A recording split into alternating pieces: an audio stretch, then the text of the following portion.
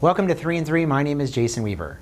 Today we're going to be giving a market update now that we're 1 year into a COVID economy, and especially in relation to how pre and post-pandemic has affected interest rates, S&P 500 earnings, and unemployment.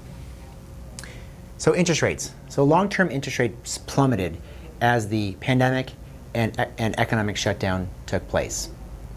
We're currently seeing the 10-year bond return back above 1%, which is a sign actually of future economic growth.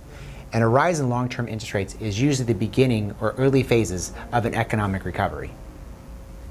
So we're looking at here is the relationship between the 10-year bond and the 2-year bond. And the 10-year bond here is in blue.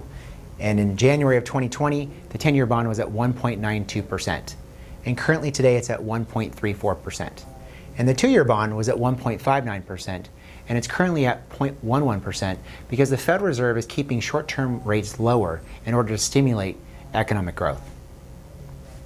So earnings. The pandemic and economic shutdown had a devastating effect on consumer spending, and that hurt corporate earnings. Now, as the economies reopen and the e-commerce comfortability and that pent-up demand in consumers, we're actually starting to see the return of corporate earnings.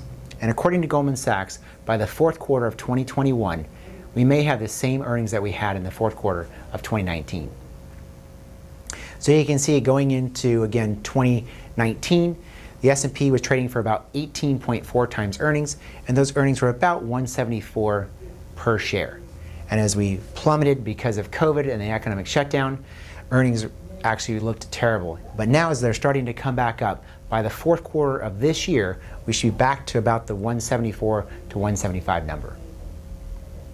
So unemployment. So unemployment jumped during the economic shutdown and quarantines that took place. Now job gains have been unexpectedly swift as the economy has reopened, and things have improved dramatically, a lot faster than most people anticipated. But unemployment is still much higher than the Federal Reserve wants to see. So short-term interest rates will probably stay low for the foreseeable future.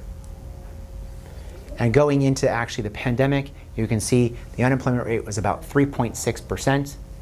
We got up to almost 15% unemployment. Now as the reopening has occurred and jobs are coming back, we stand right now at about 6.3%. Thank you for joining us for 3 and 3.